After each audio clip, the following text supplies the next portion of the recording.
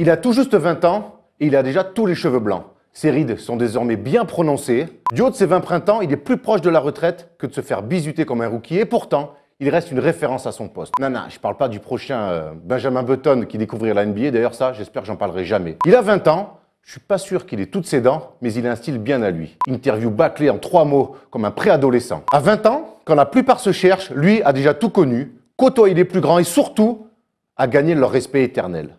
Titre individuel, titre collectif, finale incroyable perdue en 7 matchs, puis de nouveau un titre collectif. À 20 ans, il pourrait déjà prendre sa retraite et rentrer tranquillement au Hall of Fame et retourner, pourquoi pas, bosser pour la CIA. À 20 ans, il a ce que certains n'auront jamais à 50 ans, c'est-à-dire un bilan avoisinant les 70% de victoires. Et oui, cette semaine, Greg Popovich a fêté ses 20 ans avec les Spurs.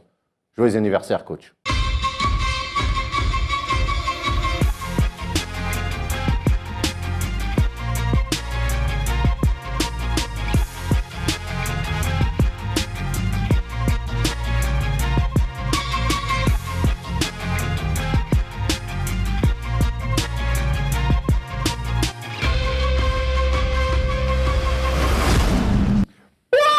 Trop lourd ce son. Lourd le dab, pire dab de l'histoire du dab. Je crois qu'il y a Stéphane Rothenberg qui a fait pire. On est jeudi les amis, et le jeudi c'est le first day show, vous en avez désormais l'habitude, vous l'avez entendu, il est déjà à côté de moi, il se fout de ma gueule en plus. T'es pas lourd mon dab? Mec, tu m'as fait rêver. C'était plus un dam-dam déo. Ouais, non, bon, en tout cas, bienvenue à tous. N'oubliez pas ce qui est important dans nos vidéos. Ouais, il y a quelques gens qui nous ont dit non, faut pas demander les pouces, mais on est obligé. Juste pour nous soutenir, c'est la seule chose qu'on vous demande. Super communauté basket, on vous adore. Mettez des pouces bleus, des pouces bleus, comme dirait le pote d'Erwan. Steph, comment ça va? Salut les gars. Bon, ben, vous avez vu, il est en grande forme. Et on va aller voir notre ami, celui, d'ailleurs, on va mettre un hashtag LibéréWax. Regardez, allez sur Twitter, LibéréWax, il a lancé la semaine dernière. Il a toujours des problèmes. Ils sont vraiment si relous que ça, la municipale, à Levallois, Wax? T'inquiète le sang. On est là, on représente avec les poteaux, on écoute du Joule, on pousse un peu à la salle. Tout va bien. Bon, on est rassurés en tout cas. Tu vas quand même pouvoir rester toute l'émission avec nous? Les ovnis, mon gars. Aucun rapport, mais bien sûr. Bon, parfait. Bon, comme chaque semaine, on va parler de tout ce qui s'est passé en NBA. Il y a beaucoup de choses à dire. Et comme chaque semaine, on commence avec le premier tour de table. Clock at 4 seconds, down to 3. Hart steps back, fires, it's the game! Alors, cette semaine, messieurs, qu'est-ce qui vous a marqué? On va commencer avec toi, Tom. C'est moi qui commence? Allez, j'ai envie. Ah, c'est cool. Bah, voilà ce que j'ai retenu cette semaine. C'est la draft de Tony Parker. C'est mieux en français. Tony Parker a été drafté en 2001 par les Spurs en 28e position. Bonne info ou pas? Très bonne info. Bonne info, on est d'accord. Mais est-ce que vous saviez qu'il avait failli être drafté par Boston en 2001? Juste pour la petite histoire, on arrive en 2001, donc Tony Parker sort d'un Nike Cup Summit extraordinaire, vous le savez tous. Il arrive à la draft, il attend comme ça tranquillement. Là, il y a la dame de la NBA qui vient vers le 20e choix parce qu'il sentait que avec Boston, il y avait quelques touches. Elle lui donne la casquette pour aller à Boston. Il la met, il attend. 2 minutes plus tard, elle revient, boum, elle la récupère. Non, finalement, ils ont changé d'avis. Alors voilà pour la petite histoire. Rick Pitino est coach à l'époque et dit que c'est peut-être le meilleur point guard de cette draft. Mais Red Auerbach, le légendaire coach et puis président d'honneur de Boston, arrive et dit non, avec cette voix-là. Non, avec son cigare. Non, moi je préfère un autre joueur, un gars que j'ai vu grandir au lycée et j'ai envie de le sélectionner. Le petit-fils de Fred Forte, Joseph Forte. Vous connaissez Joseph Forte? Qui sortait de North Carolina. Exactement, North Carolina. Donc un arrière shooter, bon joueur. Monsieur Joseph Forte a joué 8 petits matchs avec Boston. Bonne draft, les gars. Donc derrière, boum, out, il est dégagé. Et là, Tony Parker fait la grande carrière qu'on lui connaît. Alors la grande question que j'ai envie de poser et à laquelle j'ai réfléchi, c'est à l'époque, Tony Delk est meneur, Kenny Anderson est meneur, Paul Pierce tourne à 26 points, Antoine Walker à 22 points. Est-ce que vous imaginez pas Tony Parker formant un Big Three à l'époque à Boston? Non. Non. En tout cas, il y aurait eu de la place à la main parce qu'il aurait amené un petit peu de justesse. Je pense Après, que ce qu'il c'est a bon joueur, Kenny Anderson mais pareil, il y avait Terry Porter à l'époque. Qui avait 40 plus Ouais, aussi. mais qui avait une vraie expérience. Et pour revenir sur Red Auerbach, n'oubliez pas que c'est lui à l'époque aussi qui avait coupé Nick Gallis, qui était parti faire un carton après en Europe. Pas terrible comme joueur, Nick Gallis. Ouais, voilà. petit joueur. Donc Red Auerbach, il n'a pas toujours eu le nez creux, notre ami. Ouais, clairement. C'est Donc, quand même voilà. mieux d'arriver dans une équipe avec David Robinson et Tim Duncan plutôt qu'Anton Walker qui aurait pu faire partie qui aurait pu jouer au Portland Trail Blazers et enfin Paul Pierce qui est plutôt stable mais Anton Walker c'est quand même Clairement. Voilà ce que j'ai retenu cette semaine, cette petite info. Et toi, Steph, qu'est-ce qui t'a marqué cette semaine? Qu'est-ce qui m'a marqué les amis? Alors moi je me suis intéressé, moi je suis très européen et tout ça, j'ai voulu m'intéresser aux ex-joueurs NBA fameux ou anonymes qui sont venus jouer en Europe et en particulier une équipe Baskonia, anciennement Vitoria, qui compte 1, 2, 3, 4, 5, 6 anciens joueurs NBA. C'est quand même énorme. A commencer par Shane Larkin, 18e choix de la draft en 2013. Ouais. Honnête carrière en NBA, Dallas, Brooklyn, qui a fini au Knicks. Plutôt bon en Euroleague, c'est 13 points, 6 passes pour 15 dévals, correct. Andrea Bargnani, numéro 1 de la draft, on se rappelle tous en 2006, une bonne escroquerie. Toronto, Knicks et Brooklyn, qui fait quand même une saison en NBA à 21 points. Il y a joueur quand même. Et en Euroleague, je pensais que ça allait être un peu plus fameux que ça. C'est 12 points, 2,7 rebonds pour un mec qui fait 2 mètres quoi, 2 mètres 13, 2 mètres 14. C'est le syndrome de Brook Comment, Lopez en man, NBA. comment, man Ça n'a jamais été un grand vaillant, Bargnani. 2,7 rebonds en Euroleague. Ouais, Bref, catastrophique. il est blessé, beaucoup de problèmes de blessure. Ensuite, Comme il y a d'hab. Chase Bullinger, Ouais, le volleyeur. le volleyeur, Ouais, ouais. très juteux, Rockets, mise de taille. Il a fait plusieurs saisons à plus de 9 points de moyenne, c'est un joueur honnête. c'est un Et là, il s'en sort pas très bien. 12 minutes de moyenne, 3 points, 3 rebonds. Beaucoup blessé lui aussi, hein, les croisés. Ouais. et tout. Et il y a le bon Tornike Shengalia. Ça vous dit quelque chose, ça? C'est un Bulgare. Ouais, qui a joué aux Nets aussi. Brooklyn Nets, Chicago Bulls. Et là, il fait une bonne saison, 21 minutes, 10 points. Ils ont aussi Pablo Prigioni, référence à la main, qui a joué au Knicks à Houston. Il vient juste 59 ans. il vient juste d'arriver dans l'équipe. Non, 61. Il vient juste d'arriver dans l'équipe. Et notre Frenchie, Rodrigue Bobois, 25e choix de la draft, qui a joué à Dallas, qui a fait un match à 40 points et qui est plutôt bon en 19 minutes, c'est 12 points moyenne. Et après, je suis allé voir ailleurs dans les autres équipes. Il y a Ekpe Udo. J'avais oublié ouais qu'Ekpe Udo, c'était le 6e choix de la draft en 2010. C'est quoi, Warriors lui? Je crois que c'est Il était Warriors. il était Par au les Fener Warriors, il était au par les Fener Warriors, l'année ouais. dernière. Par les Warriors, il a joué aux Bucks, aux Un Clippers. bon tonton encore. 270 matchs NBA en 6 saisons, Ouais. 17 minutes de moyenne. Il arrive en Euroleague archi dominant, très très fort avec le Fener. 11 points, 7 rebonds, 19,4 d'évaluation. Plutôt très bon. Sonny Wims, bon joueur, drafté en Athlète. 39e, Nuggets, Raptors, des saisons à 9 points de moyenne. Là, il est avec le Maccabi Tel Aviv. Anthony Randolph, drafté en 14e position en 2008, gros talent, gaucher. Qui a fait une saison à 11 points de moyenne à Golden State, et là qui joue au Real Madrid, très très bon en Euroleague, Mais des 11 gros points decks, sur rebond, et des le gros contre. contres, meilleur contreur Ah, ouais. de Liga Andesa.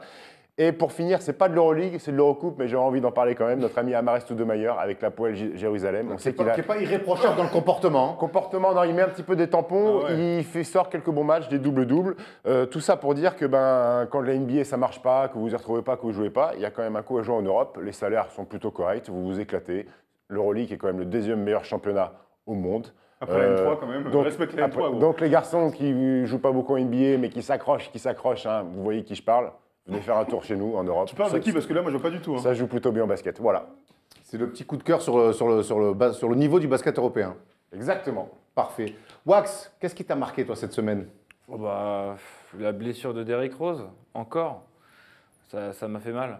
Ça m'a fait mal parce que. Plus vraiment- de peur que de mal, ceci dit. Oui, enfin, au début de l'année, je le voyais vraiment. On avait débattu sur est-ce qu'on le verrait de retour à son plus haut niveau. Et en fait, je le voyais pas. Je le voyais pas revenir à un certain niveau. Et en fait, il m'a plutôt bluffé en fait, sur ce début de saison. Il sortait d'un gros match avec les Lakers. Et là, le revoir se blesser. Et en fait, je sais pas, en fait, c'est un cauchemar éternel ce truc. Donc à chaque fois que je le vois avec une blessure, je me dis que c'est très très grave en fait. Peu Mais importe vous si, pensez pas en vrai qu'il pourrait se répéter rapidos Mais c'est Derrick pas Rose répéter rapidos, Non, ça, mais c'est il pourrait- bloqué, non, c'est il ne bloqué, pourrait non, pas. c'est ça. Il pourrait pas, là, au cours de la saison, c'est vrai qu'il fait un bon début de saison sur le principe, mais imaginez que dans 20 matchs, il se répète. C'est hyper possible. Après, il est rentré dans cette spirale où, en fait, dès qu'il y a un petit bobo, Ça- il y a- ça prend voilà, une ampleur. tout le monde, C'est le syndrome le Johan. temps s'arrête. Le temps s'arrête Johan autour de Gourcuff, Derrick quoi. Rose. Johan Le Gourcuff. temps s'arrête autour de Derrick Rose, mais On se n'oubliez pas rappelle que. Tu te rappelles de cette pub à Chicago où quand il s'était Ouais. blessé, toute C'est la ça, vie s'arrêtait. c'est exactement ça. Mais n'oubliez pas que les 2 dernières saisons à Chicago, il a raté les matchs qu'il rate, c'est des petites blessures. Si on ne prend pas de risques, ça fait quand même 2 saisons où il y a plus de graves blessures autour de Derrick Rose. Je crois qu'il faut arrêter ce syndrome, cette psychose. Autour de Derrick Rose, qui revient plutôt bien d'ailleurs avec les Knicks. Et toi, Wax, donc t'es quoi? T'es plutôt soulagé de le revoir comme ça? J'étais soulagé de le voir comme ça au début d'année, et puis maintenant, enfin ouais, c'est comme tu as dit, c'est juste, c'est une flip quoi. Je me dis juste que j'espère flip qu'il Sanders va pas. Oh là là, REP. REP. Je crois qu'il aura, de toute façon, toute sa carrière, je crois jusqu'à la fin de sa carrière, il y aura toujours cette espèce de prisme autour de Derrick Rose. Dès qu'il va tomber par terre, forcément, on va se demander est-ce qu'il va se relever et est-ce qu'il, surtout pire que tout, est-ce qu'il pourra rejouer? Après, Ouais. forcément, il a grave. des fragilités aux genoux et aux chevilles récurrentes maintenant. Après, il a le droit d'enchaîner les matchs. Steph Curry est revenu de ce Ouais. syndrome de se blesser tout le temps. Alors lui aussi, s'il enchaîne 1, 2, 3 bonnes saisons, peut-être qu'on aura complètement évacué. Erwan, t'as retenu quoi cette semaine? Ben moi, on va rester avec les Knicks. Moi, ce qui m'a marqué les Knicks, c'est de les voir aujourd'hui, on est jeudi, c'est de les voir 3e de la conférence Est, les mecs. Incroyable. C'est Incroyable. unbelievable. En début de saison, on se disait, allez, ils ont un effectif sympa, il y a pas mal d'interrogations autour de Derrick Rose et ses blessures, autour de Noah. de la grève de Noah, tout ça et tout, de Melo, comment ça va se passer, l'évolution de Porzingis, et ben en fait tout ça, tous les voyants sont ouverts. Il y a eu un petit contre-coup chez les Suns. Ils jouent vendredi soir chez les Golden State. Ça va être aussi un bon test pour eux de voir comment ils se. Mais depuis qu'ils ont commencé à gagner des matchs à l'extérieur, eh ben leur bilan est devenu intéressant. Et ils sont troisième avec un bilan de 14 victoires pour 11 défaites. C'est pas incroyable. C'est la conférence Est. Mais de voir New York à la 3e position de l'Est, ben moi, ça me fait plaisir. Ça fait plaisir. Après, ils ont profité d'un calendrier plus ou moins favorable, mais ils ont pris les matchs qu'il fallait prendre. Ils n'ont pas exactement. encore joué toutes les top teams à l'Est et à l'Ouest. Là, ça va commencer à arriver. Mais Ils ont joué 2 fois les cases et après. Chapeau bas, parce que Ouais, les équipes abordables que vous deviez prendre, vous les avez pris et vous êtes troisième. Maintenant, je suis curieux de voir ce qu'ils vont faire face aux grosses équipes. Bah, ça fait vrai. partie du syndrome de l'Est. Là, par exemple, Charlotte était 3e, ils ont perdu 3 fois de suite. Tu te retrouves 5 à 6e parce que c'est très serré, c'est homogène. Mais tu as raison. Vous faites Tu as bien de raison. relativiser un petit peu cette 3e place. Le fait est qu'ils sont 3e après un mois et demi de Absolument. compétition et que chez les Knicks, on se souvient quand même Oui, bien sûr, des bien dernières sûr. saisons, on signe forcément. Voir le chiffre 3 déjà, c'est Voilà. bien. Ils jouent les Warriors jeudi Vendredi, soir. je l'ai Jeudi dit, soir. mais tu ne m'écoutes pas en fait. Tu ne m'écoutes pas. Tu es omnibulé par le bilan de Dallas. Tu ne m'écoutes plus, Steph. Allez, on va passer à chacun sa team, les gars. Échauffez-vous sur le Shifumi, ça part de là. Dennis Rodman, if you forget all about the hair and all the tattoos, watching play basketball, he can do some. Chacun sa team. Vous connaissez maintenant le concept. On va poser cette question cette semaine. On se demande, et là ça va friter, je pense. On va se demander si Kevin Love est le meilleur poste 4 de la conférence Est. Oui. Alors, vous l'avez compris, Oui. Thomas va tenter de défendre l'indéfendable, car il n'est qu'amour, forcément. Et moi, forcément, je vais vous démontrer que Kevin Love n'est en aucun cas le meilleur poste 4 de la conférence Est. Pour ça, messieurs, Steph, Wax, Chacun un petit sa Shifumi team. pour choisir son équipe. La Chacun team sa Thomas. team, chacun son copain, chacun son rêve, chacun son destin, tu sais bien. Ok, tonton David. 1, Booba a Deux. validé cette vanne. 3. Ah, mais je me fais toujours Ken. Wax, choisis ton équipe. Tu veux défendre Kevin Love ou tu veux être avec moi et le dérouiller? Je vais être avec toi. Allez, à vous l'honneur, messieurs. J'ai envie d'entendre vos arguments. Ok, je vais commencer. Alors, vu que c'est mon équipe et que nous avons décidé de. Attends, on fait le système corne. Ah, ok, corne. Alors, je commence. Je prends le pic à droite. Pic à droite.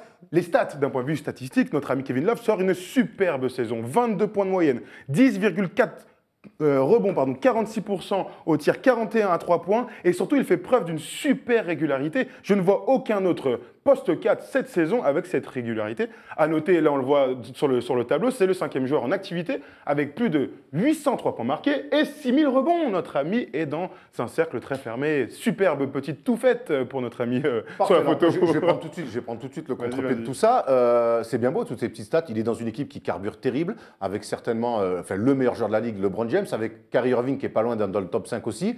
Donc il est 3e option. Donc moi, venir me dire qu'aujourd'hui, un poste 4 qui est devenu un poste quand même qui s'est vachement modernisé, dire que ce mec-là est le meilleur poste 4 de la conférence Est, certainement pas. C'est un mec dans les corners qui met dedans. Effectivement, il est régulier. Mais je ne vois pas aujourd'hui Kevin Love, un poste 4 moderne. Il n'est pas un bon passeur. Même si sur les rebonds, on sait qu'il aime bien faire des longues passes. Dans le jeu demi-terrain, c'est pas un bon passeur. Parce qu'il a jamais C'est pas un été gros, comme ça, c'est Erwan, pas un gros défenseur. Ouais, mais d'accord. Donc si tu es Défense, vraiment d'accord. le meilleur poste 4 de la ligue, est-ce qu'on va pas te donner un peu plus la balle pour être un bon passeur? Ce n'est pas le cas. Permets-moi de te couper la parole. Je te permets, vas-y. 3e option dans une équipe, il prend quand même 15 tirs par match. Exactement. 3e option en prenant 15 tirs, c'est rare. Mais c'est le cas, et c'est pourtant le cas. Ouais, Mais il est 3e option. Qui sont ses concurrents à l'Est? Porzingis? Tous les jours. Tous les jours. Bah, Porzingis, c'est quand même un tir de plus tenté par match, c'est 20 points, c'est 2 points en moyenne et c'est moins de rebonds. Je suis désolé. Et Paul Millsap, c'est son concurrent? Clairement. Clairement, Paul Millsap, c'est 17 points avec 14 tirs tentés, 8,3 D'accord, rebonds. mais ça vous reste en oubliez- dessous. Et par Paul Millsap, par contre, je te l'accorde, meilleur passeur. Et meilleur 3,6 défenseur. passes. Meilleur défenseur. Oui, c'est vrai, meilleur défenseur. Wax, t'en dis Wax, quoi, toi Il n'a pas de concurrence à l'Est, au poste 4. Tu veux lui donner qui? Attends, laisse Wax. Attends, on va en discuter après la concurrence. Mais vas-y, Wax, ton avis. À mon avis, il est très simple. Non, moi j'aime pas Kevin Love. Alors, ça a commencé par là. Non, j'en ai rien à foutre de Kevin Love en fait, mais en fait, le truc c'est que je trouve ça triste comme bilan. Se dire que c'est Kevin Love le meilleur poste 4 de la conférence C'est pas Est. de sa faute. Ah ouais, Peu importe. Je trouve ça triste en fait. Voilà, Le constat froid. Le constat froid. Puis moi, dans les comparatifs que tu fais, il y a des mecs qui sont jeunes, qui ont un potentiel bien supérieur. Porzingis, à- On parle de là, Bah oui. donc aussi. Mais d'accord, mais ce mec-là, n'oublions pas que ce mec-là bénéficie quand même des espaces de LeBron James et de Kyrie Irving. Moi, j'ai une question pour vous, les deux rigolos là. Attends, Moi, j'ai j'ai une question pour vous, les deux rigolos. Est-ce que vous pensez que Kevin Love, comme fait Paul Millsap avec les Hawks, il les a amenés en playoff, il a été All-Star. Est-ce que tu penses que Kevin Love peut amener une équipe de l'Est en playoff et être All-Star? Kevin Love à Minnesota, il n'avait pas l'équipe qui avait pas le À l'Est, une équipe de l'Est, une équipe, est-ce que Kevin, alors je réitère, écoutez bien. La réponse est oui. La réponse est clairement oui. Wow. Si, non. La réponse est oui. Si demain, ou depuis 5 ans, Kevin Love avait été dans un collectif aussi huilé que Atlanta, avec Al Horford, avec Jeff Teague de l'époque, évidemment qu'il serait allé en playoff. Lui, c'est un meilleur joueur. Moi, j'aime beaucoup. Tu veux dire que Porzingis, il profite pas de D-Rose et Melo? C'est Si tu mets Kevin Love à la place de Porzingis, c'est la même chose. Les New York Knicks sont 3e. Moi, je suis désolé, Porzingis, c'est pas la 3e option de l'équipe. Hein. C'est pas la 3e option de l'équipe. Il profite pas des focus défense sur Melo au post-up, il profite pas des mecs qui défendent sur D-Rose. Aujourd'hui, Porzingis met des contres. Aujourd'hui, Porzingis, il est capable de créer son tir et tout, ce que l'autre ne fait pas. Kevin Love ne fait pas ça alors. Qui crée son tir. Kevin Love crée son tir sur des décalages énormes. Quand le mec se jette dans la tribune, il fait un dribble de décalage. Arrêtez les gars. Tu prends. On est dans poteau. Kevin Love, je t'invite à venir à Détroit, on verra si t'es un vrai bonhomme. On verra si t'es le numéro 1. Ça part en menace pour Kevin Love. C'est clair. Moi, je te trouve hyper dur. Alors oui, il a des énormes lacunes défensives. Oui, clairement, quand il est en finale, peut-être que ce niveau-là est trop haut. Mais moi, quand je vois Porzingis et Paul Millsap, on les a jamais vus à ce niveau-là. Ça se trouve qu'eux aussi, ils peuvent bitcher et être complètement dépassés par le niveau. Moi, je trouve que ce gars-là, il est régulier. Est-ce que tu vois un autre mec sur son poste qui fait autant de double-double et de matchs à plus de 20 points, un match à 40 points? Ça, c'est des stats de régularité et de termes de niveau. Explique-moi comment Porzingis, avec ses 2m75, il prend 3 rebonds de moins que Kevin Love. Oui, il a raison. Vous comparez un mec qui est quasiment rentré dans la catégorie vétéran avec un mec qui est dans sa 2e saison. C'est toi qui le compares, dans sa 2e saison. Mais je le compare aujourd'hui, mais mets Porzingis à Cleveland et je peux te dire que déjà. Forcément, ce sera mieux. Ben, je pense clairement, en tout cas, il y aurait plus d'options. J'insiste beaucoup sur ce poste 4 moderne, qui s'est modernisé à l'image d'un Draymond Green. Ce qu'aujourd'hui, on demande. Peut pas faire ça, ben non, je pense pas. C'est là où je vais en venir. Je pense pas que Kevin Love soit capable d'être dans le jeu, un facilitateur de jeu, un passeur, un mec, c'est un finisseur. Ça, je vous l'accorde. Mais c'est tout. C'est tout. Il prend des rebonds parce qu'effectivement, en face, ça défend un peu fort avec des Iman Shumpert qui mettent des pressions et des LeBron James, donc il prend des rebonds. Il a cette passe longue de relance et tout. Mais dans le jeu, dans le demi-terrain, on l'a vu en grande difficulté sur les finales NBA. Le mec, il a 11 rebonds par match et les 11 rebonds, il passe comme ça. Ok, il y a encore eux qui prennent un peu 11 rebonds par match. Attendez, les gars. Là, tu dis n'importe quoi. Franchement, de dire que heureusement, il est encore à 11, bah non, sinon tout le monde serait à 11 rebonds. Moi, il y a un truc, et on parlait de comparatif. À l'époque de Miami, est-ce que notre ami Chris Bosh est arrivé à ce niveau-là? Je te parle d'un point de vue statistique. C'était le 3e larron, le complément de Dwayne Wade et de LeBron James. Il n'a jamais été à 22 et 10. Et pourtant, on n'a jamais dit de lui c'était le meilleur 4 ou le meilleur 5. Excellent exemple. Mais pour moi, le sacrifice qu'a fait Chris Bosh en jouant vraiment poste 5, ce que lui est incapable de faire, c'est un poste 4 moderne. Mais non, c'est pas un poste 4 moderne. Chris Bosh est un vrai poste 4. Dans l'époque, il joue poste 5, je ne comprends pas. Kevin Love, ça fait 2-3 ans. Donc pour vous, j'ai juste une question. Et Wack, j'aimerais bien avoir ton avis là-dessus. Pour vous, ce que fait Kevin Love avec les Cavs, ça équivaut à ce qu'a fait Chris Bosh avec le Heat? Mais non, mais attends, c'est très différent. On est d'accord? Parce qu'il y a Tristan Thompson qui fait ce rôle-là, qui a ce rôle de poste 5, ancien 4, pour aller chercher des rebonds, pour être au sacrifice. Kevin Love sur le début de saison est meilleur. Désolé, est meilleur. Poto. Quand les matchs ils sont chauds avec Cleveland, et qui c'est qui finit sur le terrain? C'est LeBron James. C'est LeBron James qui finit en 4 et c'est Tristan Thompson qui finit en 5. Wouh! Bête de numéro 4. Non, en tout cas, ça c'était l'année dernière par contre. Non, c'est pas cette année aussi quand il gagne de 30 tous les matchs, mais quand c'est compliqué. On pourrait se mettre éventuellement d'accord pour dire qu'on est quand même triste de ce bilan. Oui, c'est vrai que ce constat-là est... Tristan Thompson. Bon, allez, t'as un puntos d'avance pour le jeu de talent. Bon, vous avez vu, c'est compliqué. C'est vrai qu'avec Thomas et moi, sur le cas Kevin Love. Genre les Knicks des années 90, là il y avait des numéros. Anthony Mason. Voilà. Et Boston de 1957 aussi, là il y avait des joueurs. Mais tu vois ce que je veux dire, c'est un 4 pour moi, ça doit défendre. On a fait un petit peu le tour de la question. N'hésitez pas sur les réseaux sociaux à nous donner votre avis. Vous êtes plutôt la team Thomas, oui Kevin Love est le meilleur poste 4 de l'Est, ou la team Erwan sur Kevin Love n'est certainement pas le meilleur poste 4 de l'Est. On va s'arrêter là et on va passer à une séquence que vous attendez tous et que vous adorez déjà tous.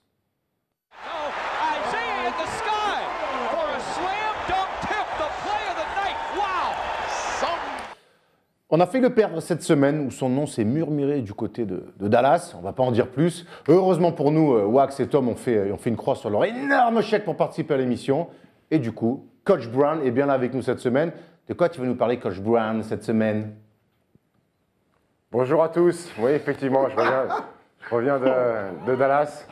J'étais pas loin de remplacer Rick Carlisle, j'ai eu un entretien avec Mark Cuban, j'ai voulu faire, vous savez, quand vous allez à un entretien, vous mettez un beau costume, moi j'ai voulu rendre hommage aux couleurs des Mavs et séduire la star Dirk Nowitzki en arborant la même coupe de cheveux. Malheureusement, ça n'a pas suffi, pourtant j'avais fait un très beau premier entraînement, j'avais proposé une défense 1-3-1 avec un échauffement criss-cross. Ça n'a pas plu aux joueurs, donc je suis revenu très rapidement. Et bon, pour cette chronique, cette semaine, je vais m'intéresser au Portland du début des années 2000. Pourquoi on a renommé les Trail Blazers les Jay Blazers? Alors Jay Blazers, ça veut dire prison, c'est un petit jeu de mots, c'est parce que tout le monde n'a pas eu la chance d'aller à Princeton, donc moi je suis un peu bilingue. À cette époque-là, la NBA était au cœur de la culture hip-hop, gangsta, thug life. Et cette équipe était ce qu'il y avait de pire. Avec le dress code. C'est à cette Avec le dress code, époque-là ouais. que le dress code a été mis en place, on se souvient. Et cette équipe était ce qu'il y avait de pire pour David Stern et l'image de la NBA. Donc on va s'intéresser au CV de tous ces joueurs, ceux qui ont bien fait leur devoir durant cette saison. On va commencer par notre ami Quintel Woods. Bravo Quintel. Bravo Quintel. Le meilleur, certainement. Quintel Woods, c'était son année rookie. Donc on va passer sa petite altercation avec Ruben Patterson, sa possession de ganja et sa conduite sans permis.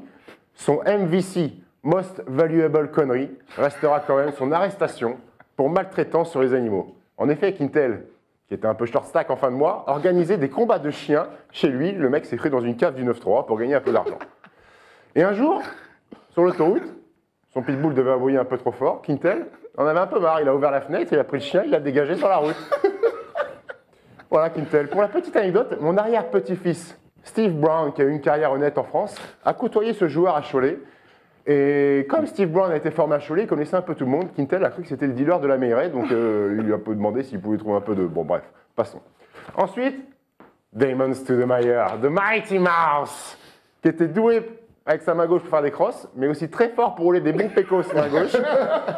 Damon Stoudemire, né à Portland, donc en plus de faire des conneries avec ses coéquipiers, le Mighty Mouse, il connaissait toutes les mauvaises fréquentations de la ville. 2002, arrêté au volant de son Hummer jaune fluo dans la rue de Portland alors qu'il appuyait un peu trop fort sur le champ pipi. En plus de cela, il avait fumé un petit bédo en compagnie de Rachid Wallace. Et en 2003, Damon Stoudemire rentre en cure de désintox. Bravo Damon. Bravo Damon. Ça te parle, ça, très bien. Thomas. Hein. Ah ouais. Mention très bien pour Ruben Patterson, les amis. Natif de Cleveland. Le garçon s'était auto-surnommé le LeBron Stopper. Oh, sacré boulard, Ruben.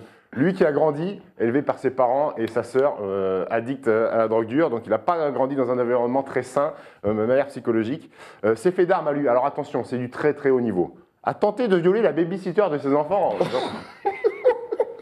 A fracassé la tête d'un homme qui avait malencontreusement rayé sa voiture. En 2002, il est arrêté pour violence domestique sur sa femme. En 2003, il se bat contre ce coéquipier, rookie, donc Quintel Woods, celui dont on a parlé avant, mais... Souci, Zach Randolph prend la défense de Quintel Woods et lui met une énorme praline qui lui fait perdre ses chicots. Belle analyse, hein. Basket, comme on aime. Zach Randolph. Alors le bon Zach Randolph, après avoir pété les chicots de Ruben Patterson, vous savez ce qu'il fait? Il va dormir pendant une semaine chez Dave Davis, le pivot des Portland Trail Blazers, parce qu'il avait peur, vous savez quoi? Il avait peur de vengeance sûrement, mais quelle vengeance? Il s'est dit, Ruben Patterson, il est pas loin de me tirer dessus, il avait peur de prendre une balle de la part de Ruben Patterson. Sympa. Zibo en 2003. Conduite, là aussi, en ayant bu un peu trop de Ricard, associé avec un petit pétard. Mais Zibo, ce qu'il faut savoir, c'est que c'est l'homme qui fait le plus peur en NBA. Je vous mets au défi, les amis, de me trouver une vidéo où un seul joueur NBA cherche la merde. Ou une rumeur même. Hein. Ou même une rumeur ou avec Zach Randolph. J'ai essayé. Je suis allé sur YouTube. C'est comme ça qu'on dit? YouTube. YouTube. J'ai encore quelques perfectionnements à faire au niveau de la langue française. Il n'y en a aucune. Pourtant, Zibo, lui, il cherche la castagne. Mais tout le monde s'échappe quand il commence à s'énerver. Et on finit avec le Shid, sûrement le meilleur joueur de toute l'équipe. Clairement le meilleur joueur. Même, clairement le meilleur joueur, Rachid. Meilleur joueur en faute technique aussi. Il fait une saison à 41 fautes techniques, sachant qu'il y a 82 matchs, ça fait quand même un match sur deux, une faute technique.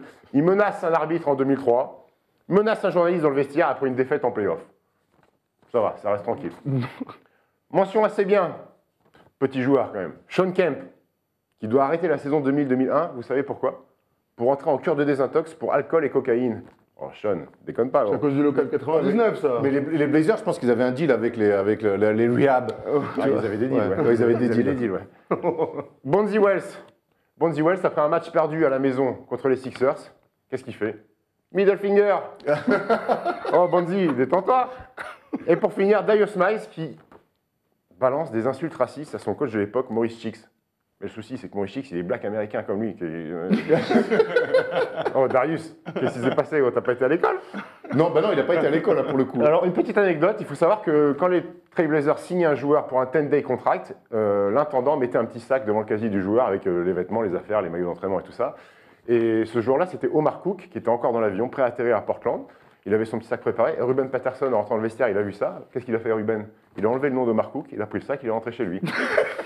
Merci bien. Heureusement que c'est des joueurs NBA. Omar Cook a joué en France. Hein. Oui, Omar Cook qui a joué en France, à Strasbourg. Ceux qui n'ont pas été reçus, qui ont été sages, Scottie Pippen et Arvydas Sabonis. Je pense que ces deux-là ont essayé plusieurs fois de mettre du plomb dans la tête de leur coéquipier. Mais bon, c'était comme pisser dans un violon.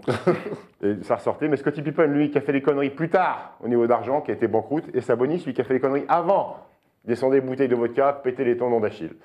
Voilà, cette belle équipe qui a quand même fait de très bons résultats. Voilà, c'est une équipe qui a eu des résultats quand même, coach. Justement, c'est une équipe qui a eu des résultats, qui a été en finale de conférence la première année. Face aux Lakers. Face aux Lakers, ils perdent alors qu'ils menaient de 15 points, je crois, dans le match 6 ou dans le match 7.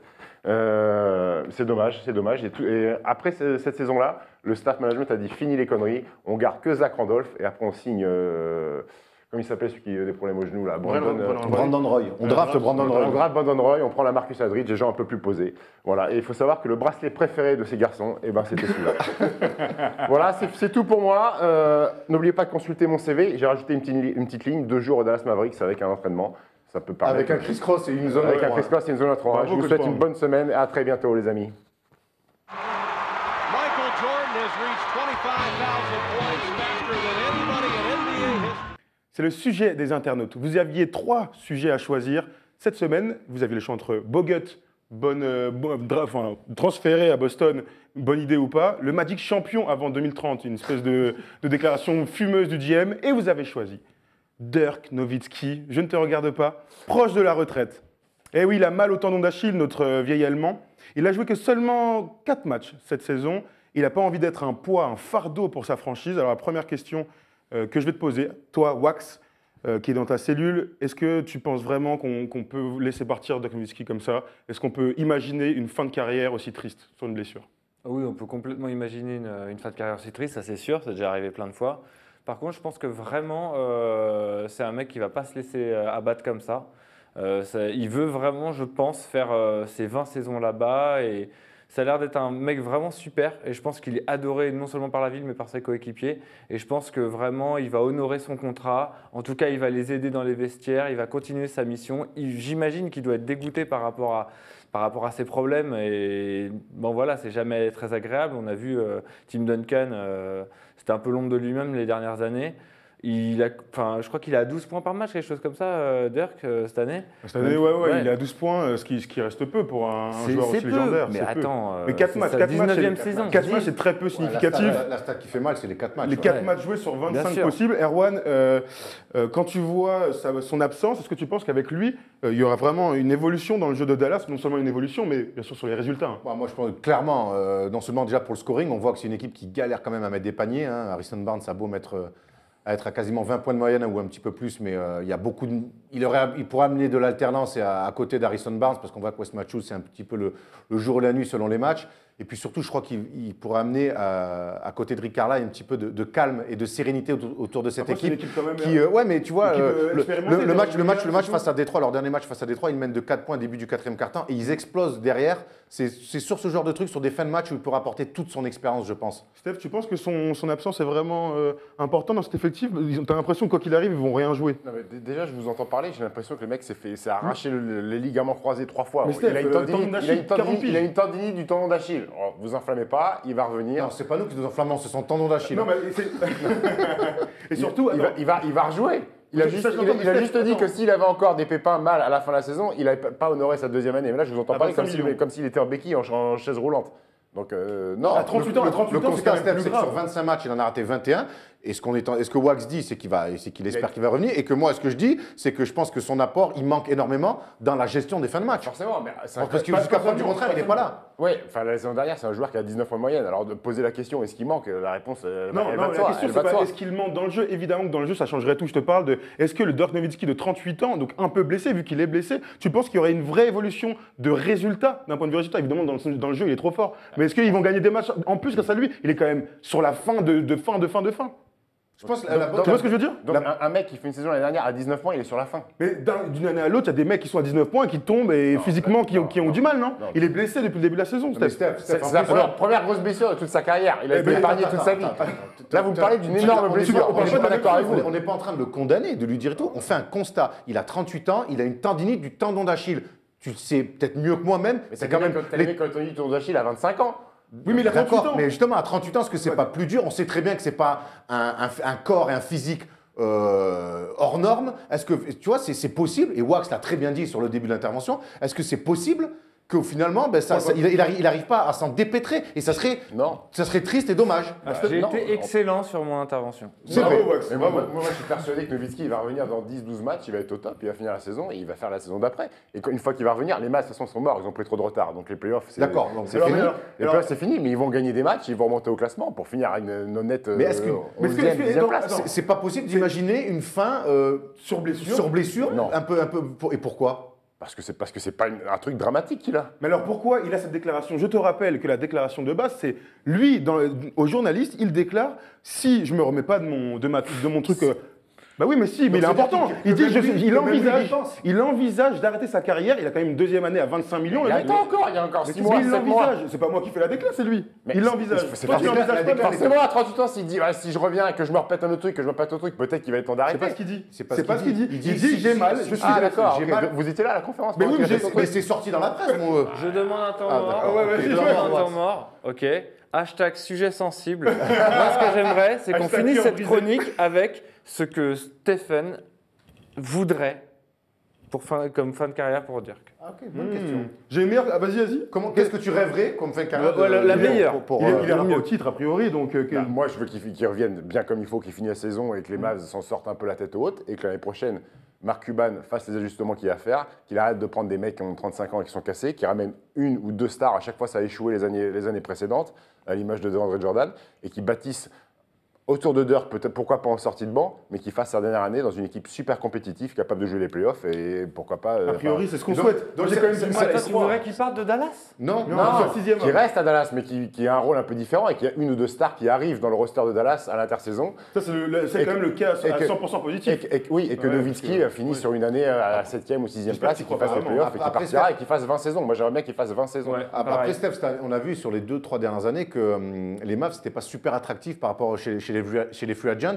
Et ma question, c'est est-ce que finalement, cette année, ils ne font pas vraiment clairement une croix dessus et que justement, ils soignent Nowitzki vraiment bien pour qu'il revienne au top et qu'ils tentent un tour haut de draft?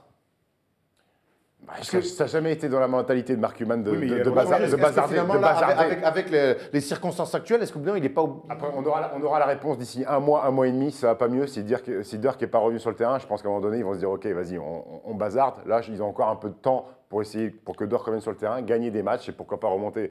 Parce que finir dernier de la conférence Ouest, ça fait tâche pour une franchise qui a toujours fait été partie du quasiment été playoffable. Les Lakers l'ont fait, tu vois, ils s'en sortent un peu, ça fait partie du jeu. J'ai une dernière question, messieurs. Je ne vais pas te la poser à toi, Erwan, ni à toi, Wax, dans ta cellule, parce qu'on connaît votre réponse, vous êtes des gens sensés. Alors Prime, si tu devais jouer le titre et aller au bout en fin de saison, qui est-ce que tu choisirais entre Tim Duncan et Dirk Nowitzki? Je prends Nowitzki tous les jours. Oh, comment, man? Vraiment? Meilleur défenseur. L'amour. Ah, mais l'amour, genre. Non, mais sincèrement. Erwan, Si tu prends tu demandes à Erwan, et si on me propose un contrat de 500 000 € par mois pour jouer au PSG ou 250 000 à Marseille, il va faire quoi? Il va aller à Marseille. Mais c'est pas ça la question. C'est si on lui propose 50 €. Si on lui voilà. Je demande un peu le temps de la réflexion quand même. On parle de professionnalisme, on parle de prendre la caillasse. Heureusement que t'es pas mon agent. Hein. Non, sincèrement, franchement. Non, tu prendrais Dirk. Mais c'est un mec Dirk, là. Parce que Dirk, il a toujours été. Donc tu étais GM, tu prends Dirk. Tim Duncan, il était tragique la saison dernière. Tout le Non, respect. c'est pas alors Prime. Tout le respect. Ah, alors Alors Prime. Prime. Alors Prime. Alors Prime, je prends Dirk. Oh, bon, C'est ok. l'amour. C'est l'amour. Respectons ça. Ok. Dirk, il Donc a la enlevé raison. son équipe à lui tout seul. Avec la balle, gros. Tim Duncan, il a toujours des. Ok, Fort bon, joueur, Tim Duncan. Je sais pas où tu vas là. Il a Je sais pas où tu vas. Il avait une armée avec lui, Tim Duncan. Donc Il a Jason toujours Kidd, une armée. Mais Jason Jason Kidd, Sean Kidd, Marion, c'est une Jason bonne équipe. Chandler. Attends. Ah, tu compares Jason Kidd, Sean Marion à Tony Parker, Bah oui. à Ginobili et compagnie. clairement, oui. Jason Kidd et Tony Parker, Ah, ouais. mais non, Steph, là. Genre Jet Terry et tout, il avait des Jason Kidd, il est un peu au bout du roulage, ça, D'accord. quand il est à Dallas. D'accord, c'est sa dernière saison correcte à Dallas. Steph, je te trouve. Ok, bon, ok, c'est cool. Bon, en tout cas, merci. Vous avez le choix. Vous pouvez réagir Il y a sur trop notre d'amour. petit Il y a sujet. trop d'amour. Trop d'amour pour Dirk Nowitzki sur le plateau. On va pouvoir enchaîner à la suite.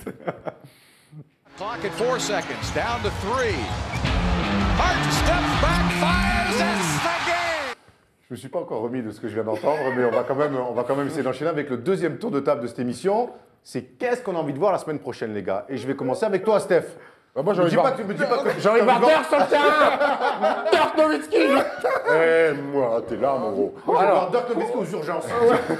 Avec Georges Clooney. Allez, c'est le moment d'enchaîner.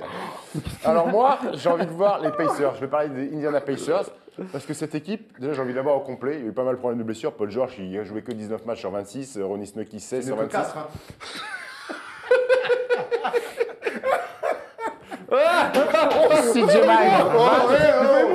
CJ Miles, 20 sur 26. Et sur les 10 derniers matchs, c'est 6 victoires, 4 défaites. C'est une équipe bizarre qui est capable de gagner 2 fois contre les Clippers, dont une fois au Staples Center, de perdre à Dallas et à Miami. Il n'y a aucune régularité dans la performance. Il n'y a pas de niveau moyen au niveau des Pacers. C'est comme ça. Paul George, en deçà, il fait une saison en deçà de la saison dernière. Erwan l'attendait comme MVP cette saison, par exemple. Bah, moi, pas j'avais beaucoup d'espérance pour lui. Ça reste quand même à près de 22 points par match, alors que l'année dernière, c'était 23,5, alors qu'il joue un peu plus de minutes. Donc, c'est un peu plus décevant. La grève Jeff Teague, on pouvait dire, ah, ça prend pas.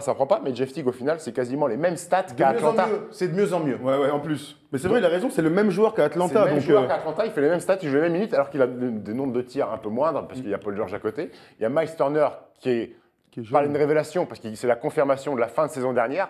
Et cette équipe, elle a tout pour réussir. Et je ne comprends pas pourquoi elle stagne. Elle est capable d'aller très très haut et de descendre très très bas. Et j'ai envie de les voir à un niveau médian comme ça. Je pense qu'ils vont finiront quand même dans les 8 à l'Est et que le mec, ils n'auront pas l'avantage du terrain, mais que l'équipe qui va se la manger au premier tour, ça ne sera pas cadeau. Mais après, ce qui est dingue, c'est que là, tu viens de décrire un peu le problème de toutes les équipes de milieu de tableau en NBA en ce moment. Ils sont tous capables de taper les gros et de se faire défoncer. Et c'est d'autant plus vrai dans la conférence Est. Regarde, Indiana, là-bas, je ne les voyais pas comme une équipe du milieu de tableau, je les voyais 6, 5, 4. C'est pas un milieu de tableau. Ouais, à l'Est, oui, à l'Est. Ouais, d'accord. Mais regarde, Charlotte, New York. Tu viens de le dire, Indiana, Boston, toutes les équipes.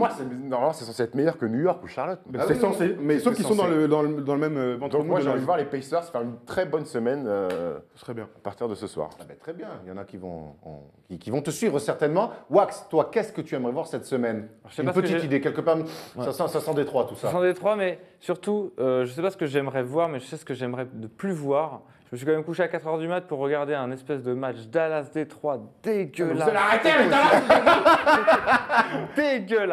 Dégueulasse. On est d'accord, en plus on en a parlé avec Steph tout à l'heure. C'était immonde, plus jamais. Et j'aimerais bien un retour de Reggie Jackson en grande pompe comme l'année dernière. Parce que c'est bien, là, ça commence à monter un petit peu en pression. Mais ça serait bien qu'on passe la step d'après. Ouais, mais t'as raison, mais encore une équipe qui... Est-ce qu'elle est vraiment décevante? On l'attendait, oui, certes en playoff, mais c'est vrai que l'absence de Reggie Jackson, c'était compliqué. Elle est décevante dans la... Regarde, pas forcément dans le bilan, elle est décevante dans la manière. Et Wax, moi, ce lundi, mon flop, c'était Dédé Drummond, qui dans l'attitude et dans la progression est bien loin de ce qu'on peut attendre d'un pivot qui est censé être dominant comme ça. Mais malheureusement, je crois qu'on... Tu sais, ça fait partie de tous ces joueurs qui ont du potentiel, on est d'accord, mais est-ce qu'on n'attend pas trop de Dédé Drummond? Est-ce que ce gars-là est capable un jour de tourner à 18 et 13, d'avoir ce niveau de hook et tout ça? Je suis pas sûr qu'on en ait les niveaux. J'étais sur mon ordinateur portable, je faisais un petit check-up. Vous savez que Dédé Drummond, il est né en 93, mais les amis. Il a 23 ans. Ouais, c'est un bébé. Il faudrait peut-être y aller mollo avec lui, non? Mais moi, il est plus jeune que Rudy Gobert. Non, d'accord, mais moi, je veux bien tout ça. Mais après, Steph, tu sais comment ça fonctionne. Il bosse, il y a des trucs. Moi, je trouve que les grands, ça arrive à maturité beaucoup plus tard. Non, c'est pas ça. Mais moi, il faisait des trucs il y a un an et demi qu'il fait plus. Et c'est ça qui m'inquiète. C'est pas trop le fait que je veux pas qu'il fasse 30 et 20, je suis pas quand. Je te dis qu'il faisait des trucs il y a un an, quelques petits moves et tout, qu'il ne fait plus défensivement, il perd des match-ups, qu'il perdait pas. Et j'ai l'impression que c'est ça, non seulement il progresse pas, et surtout j'ai l'impression qu'il régresse un peu. Et c'est là que c'est le plus inquiétant. La mentalité n'est pas bonne. En tout cas, gros big up à mon gars Steph qui essaie de me remonter le moral à chaque fois en me disant des petites phrases comme ça. Ça fait plaisir. En ce moment, tu as besoin qu'on te remonte le moral avec les repas que tu dois t'envoyer en GAV. La bonne purée. La bonne purée. Free wax. Erwan, t'as retenu quoi? T'as envie de voir quoi? Moi, j'ai envie de voir quoi? J'ai envie de voir comment ça va évoluer chez les Hawks. Comment le cas Mike Budenholzer, est-ce que va commencer à naître des rumeurs autour du cas Mike Budenholzer, le coach des Atlanta Hawks, attends, j'envoie un texto à coach Brown pour dire qu'il y a une place là. Qui semble avoir complètement perdu son vestiaire. Les Hawks sont un bout du rouleau depuis le mois de novembre. Regarde-moi ça, en chute libre, Bilan, ils sont même pas en positif. L'attaque, c'est 23e, la défense, c'est 14e. Ils ont pris 131 points cette semaine à domicile face à Orlando, qui était la pire ou l'avant-dernière attaque de la Ligue. Il est en train, il y a un truc, il est en train de se passer quelque chose à Atlanta. Alors, c'est pas une franchise à scandale type New York, les Lakers ou les Clippers ou autres, mais c'est vilain ce qui est en train de se passer et je ne serais pas surpris que Mike Budenholzer, son nom se murmure pour se faire passer à la caisse dans les semaines qui arrivent. Ouais, clairement. Je vais finir avec le thème le plus intéressant de ce tour de table. Nerlens Noel, notre ami qui donc revient à Philadelphie après une très longue blessure, on a un peu l'habitude. Il est joyeux, il est joyeux en ce moment, Noël. Michel est joyeux. On essaye. Donc ouais, Nerlens Noel revient, donc Philadelphie va enfin disposer de tous ses pivots dans l'effectif. Hier, il n'a pas joué, Noël, même si le match d'avant, il venait de revenir. Donc hier, Brett Brown... Il est devenu papa, Noël. Donc, il est venu en traîneau à la salle. Donc là, Brett Brown a tenté un truc dans le match hier soir. Il a tenté une paire intérieure, Jalil Okafor sur le poste 5, Joel Embiid met des tirs, ils l'ont tenté sur le poste 4. Moi, j'ai énormément de mal à croire que ce genre de doublette peut marcher. Je crois, et on est tous d'accord là-dessus, il va falloir se séparer soit d'Okafor, soit de Nerlens Noel. Donc là, il peut mettre dedans 3 points. Mais il peut mettre dedans, mais sur un poste 4. On en parlait plus tôt dans l'émission, il faut faire autre chose que mettre dedans. Facilitateur de jeu. Voilà, merci. À la Kevin Love. Ouais, bien sûr. pas. Mais en même temps, regarde, si tu vois, regarde, on voit les stats en carrière de notre avis. Voilà, un pivot de trop. En plus, il est quand même injury prone, ce gars-là. Ça fait que 3 ans qu'il est dans la ligue, 46 matchs manqués. Il peut dépanner chez Bah, pas mal d'équipes. il y a beaucoup d'équipes. On parle souvent de Boston, on peut parler... Il a une valeur marchande en tout cas. Bien sûr, bien sûr, bien sûr. Donc voilà, j'ai envie de voir comment va être géré ce retour et le possible trade à venir dans le courant de l'année côté Philadelphie. Voilà, bah écoute, on a fait le tour un petit peu de tout ce qui touchait à l'actu et à la NBA. Mais, il y a Coach Brown, mais il y a aussi un autre incontournable, c'est le Wax Game. The series. It's Lillard. He got the shot off. Lillard, good! Allez, Wax, à toi, tu prends la main. Ouais, c'est le Fais-nous rêver. retour du quiz, hein, en 3 étapes comme d'habitude. Est-ce que vous êtes chaud? Ouais. Ils sont bouillants, ils sont bouillants. Chaud, chocolat, oh! Ok. Mauvais camping. Ouais, très mauvais camping. Flo. Alors, la première partie du quiz, ça va être quiz performance à peu près. C'est-à-dire, en gros, je vais vous poser des questions, il va falloir me dire à peu près la réponse, parce que voilà, je ne vais pas vous demander de l'exact. Jean-Michel à peu près. C'est Jean-Michel à peu près. Ok.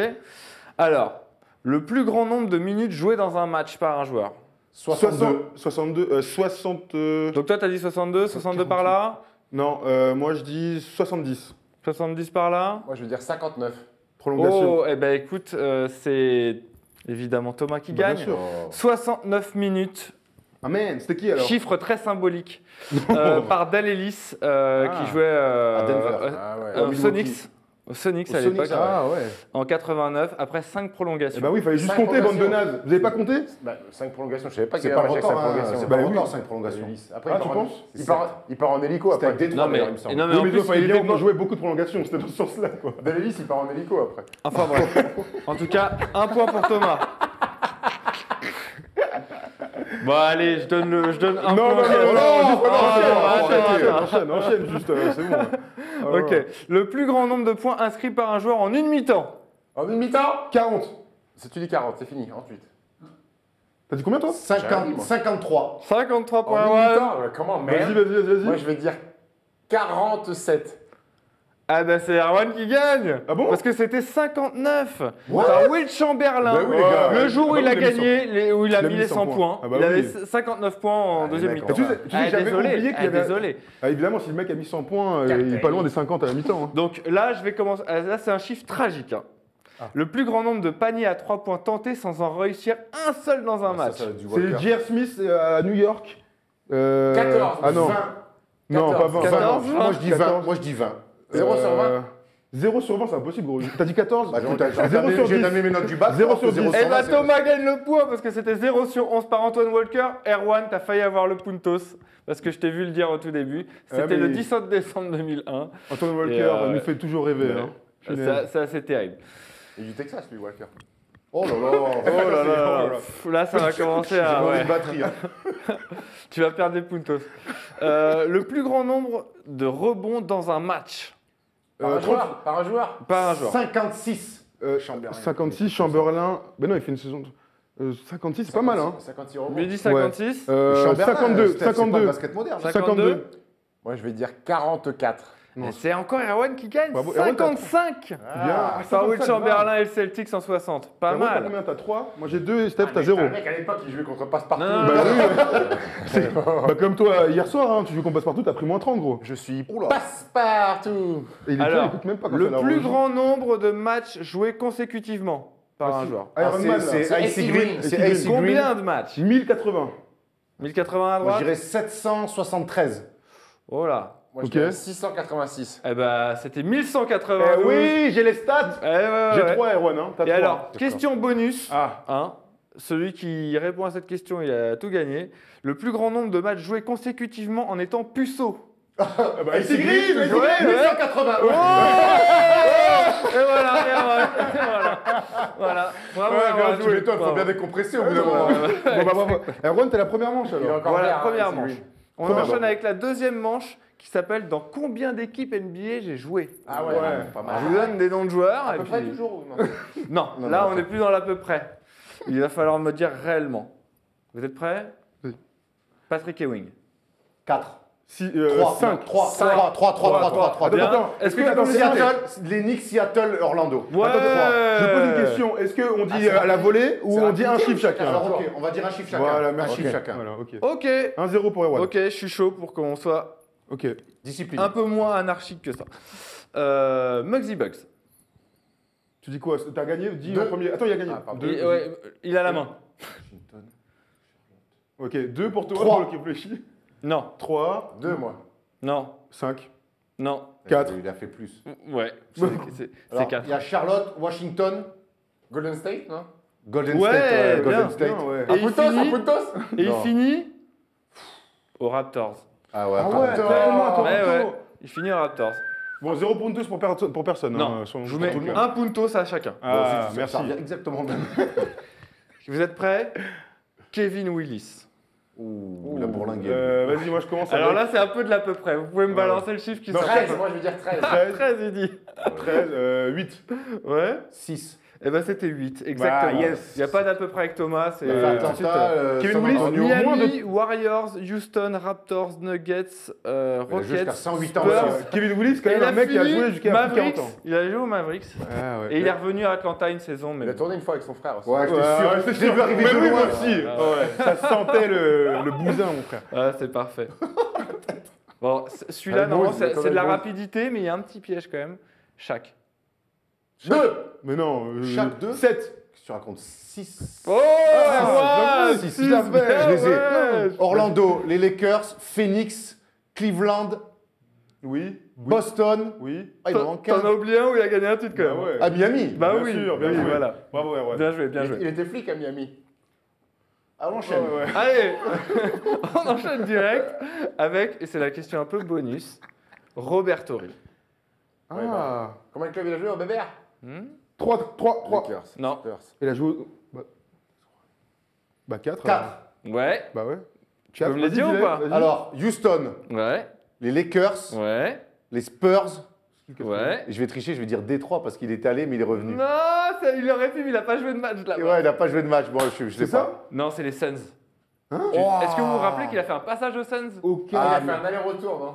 Après, non, en ça, fait, c'est il a à fait un Détroit, début ça. de saison, il a été transféré. À Houston. Et Bah non, Houston, il est drafté non, là-bas. aux Suns. aux Suns. Mais après, Il est drafté, c'est après là, Houston. Houston. Hein, et après, Il est les drafté, Suns, Houston. il va aux Lakers. D'accord. Ah oui, il fait Des Suns, draftés, C'est Lakers. Ceballos, Ouais. il me semble. Ah ouais. Ah oui, comme ça. d'accord. Ok. Ah, contre Ceballos. Ouais. Ah ouais, avec le Bordeaux. Ouais. Bah Ok. voilà, donc en gros, bah, Bah, comme Erwan a quand même été au-dessus des autres. C'est clair. Il me semble hein, aussi. Hein. Oui, oui, t'as été bon. T'as été Derrière, bon il y a aujourd'hui. Thomas. Ouais, ouais. Sur le Est-ce que podium. l'un de vous deux veut repêcher Au notre niveau des bon blagues, Steph? au niveau des blagues, je suis premier quand Et même. pour tes blagues, Allez, je allez. vais te repêcher et bien sûr, je vais te repêcher, Ça mon marche. ami. Ah, c'est adorable, adorable. T'imagines Donc, non, en je te gros, repêche pas. Fin d'émission. Semaine prochaine, gros. Team Erwan Steph d'un côté, Et moi, je suis tout seul. Ça et marche. toi, t'es tout seul. Allez. Vous êtes prêts? Alors, j'ai 2 records NBA. Je suis le seul joueur de moins d'1m83 à avoir claqué 54 points dans un match de saison régulière. Dana Barros. World Be Free. Alan Iverson? Je suis le plus petit joueur à avoir reçu le trophée de rookie de l'année. Damon Sotomayor. Oh, Ouais, il est bien joué. chaud! Bravo, Erwan. Il Ouais, est chaud. bravo. J'étais dans le thème de cette soirée. Mighty Mouse. Red Bravo, Jail Mighty Blazers. Et Gaucher ouais, bien effectivement, fou. c'était ça, 250 000 $ d'amende aussi. Ouais. Et puis après, tout le reste a Vrai été dit joueur, par vrai notre joueur. ami. C'était la première figure des Toronto Raptors hein, quand Ouais. ils le draft et Oui. tout. C'était la première star à Toronto. Avant Avant Vince Vince Carter. Et Corey avec Joseph. Marcus Camby d'ailleurs. Et Marcus Camby, ouais. Et Corey Joseph. Et Corey Joseph. Et Drake aussi, bien sûr. Évidemment.